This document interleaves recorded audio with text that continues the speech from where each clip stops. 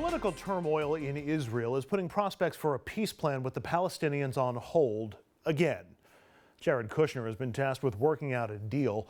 The president's son-in-law and senior advisor has been mum about any progress he's making, but Kushner has suggested that his plan will not call for a two-state solution, which runs counter to decades of American policy. I recently discussed all of this with the director of communications for J Street, Logan Bayroff. Logan, before we look at potential policy changes, I want to start with the current policies of the U.S. in relation to the Middle East and our Israel policy. And I think the policies of both Israel and the U.S., at least officially, is still to seek a two-state solution, a home for the Palestinians, while also recognizing the right of and the need for Israel. Is that still the official policy of both nations? And is the reality on the ground different from the way that policy reads?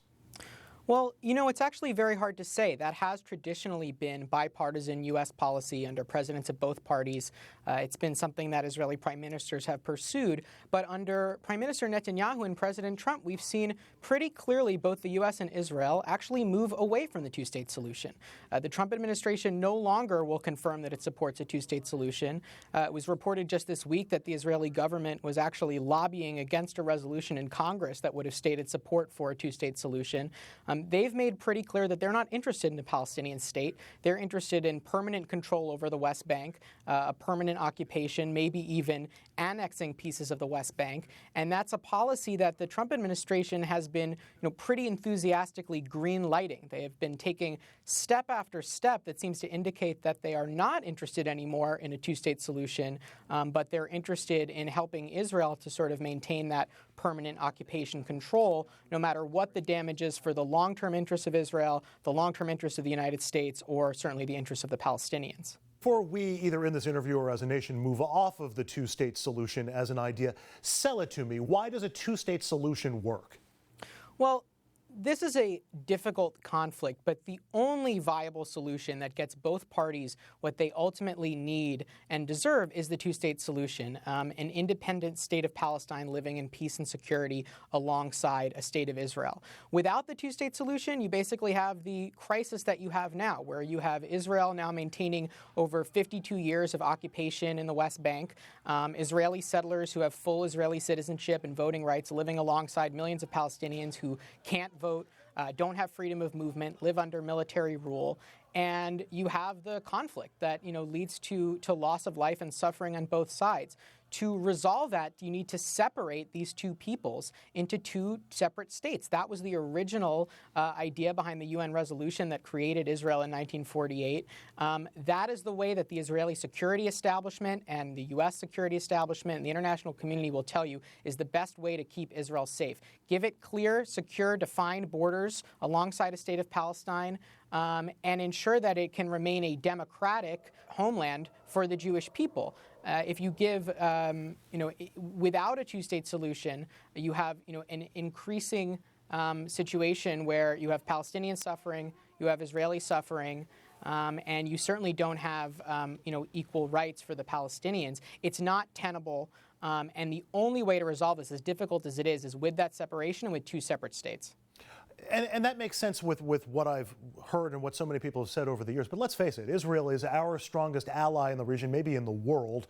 And certainly American politics use support for Israel almost as an applause line. That's how universal support for it is. So why shouldn't we back a one-state solution, given that we sort of appear to have a clear preference for Israel and for that one-state solution anyway? Well, the U.S.-Israel relationship is very strong. It's always been rooted in shared interests and shared values. One of those values is some of those values are democracy, equality, and freedom. A situation in which you have millions of Palestinians living, without rights, permanently disenfranchised, permanently oppressed by Israel.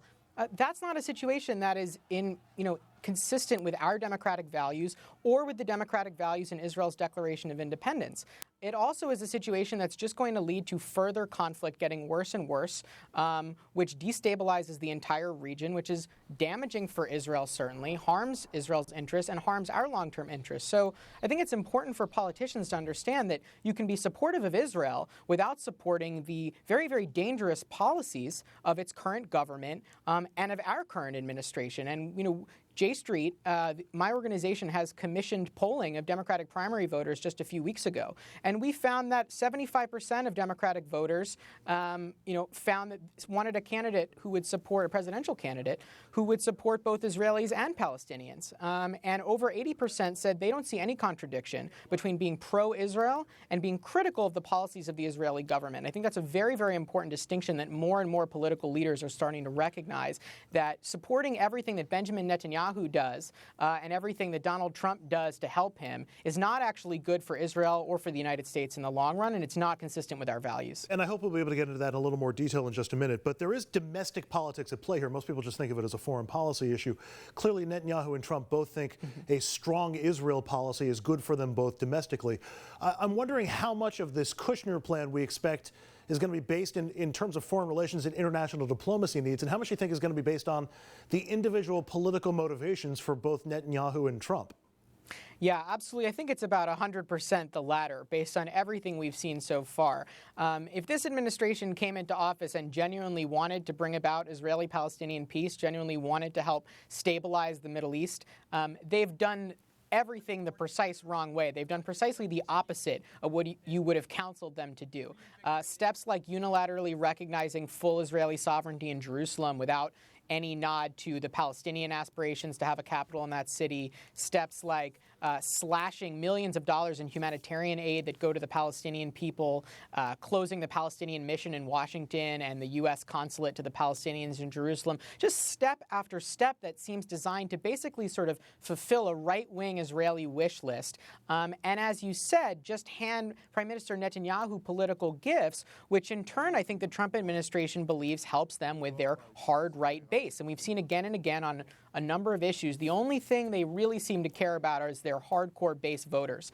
And whether it's, folks on sort of the hard right minority of the Jewish community, donors like Sheldon Adelson, or certainly the evangelical community, which is a fairly large voter base and is very well represented in this administration, certainly with the vice president, their moves seem far more designed to pander to those audiences than to actually try to bring about peace, to actually try to help Israel's security or long-term interests. They're not listening to the generals and the Mossad chiefs and the folks who know best. They're listening to their political folks who are telling them, here's an easy way to score points with our base and damn the consequences for the rest of the region and for our long-term interests. And finally, Logan, you mentioned earlier that critics of Netanyahu's or of Israel's actions are often labeled as being anti-Israel or even anti-Semitic. And then you have other people who are pushing the BDS movement, boycott, divest, and sanction, over alleged human rights violations related to Palestinians. There are pushes to make boycotts illegal or stop governments from working with groups that support them. Without getting into the weeds on those specific things, I'm just wondering, is there enough oxygen in our domestic politics when it comes to Israel to actually debate Israel policy with any sort of coherence?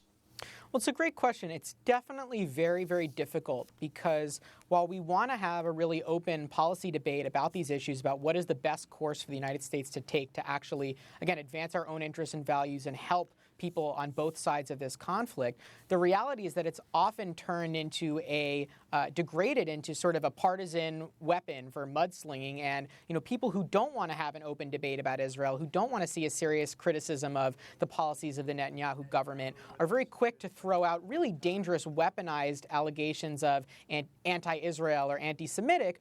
And they want to scare people off from talking about this conflict. And I think it's very important that people don't take the bait on that, that they very clearly differentiate between, obviously, their support for Israel, as I said, but their criticism of the Israeli government, and that they, make absolutely clear that, of course, you can talk seriously and critically about these policy issues, and that does not make you in any way anti-Israel or anti-Semitic, and to really call people out when they're trying to play that game of partisan mudslinging and drag this debate downwards. We can't stand for that. Because in the long run, if we're going to try to have a smart, effective, principled foreign policy, if we're going to try to actually be a good ally to Israel, we need to be open and honest about the challenges that Israelis are facing, how those challenges impact us and the Palestinians and others, and what we can do to address them. And I think we've seen that debate open up, and I'm hoping that heading into the 2020 presidential election, and certainly during the primaries, that we will see candidates come forward with really serious policy proposals and a willingness to talk about this issue without a fear that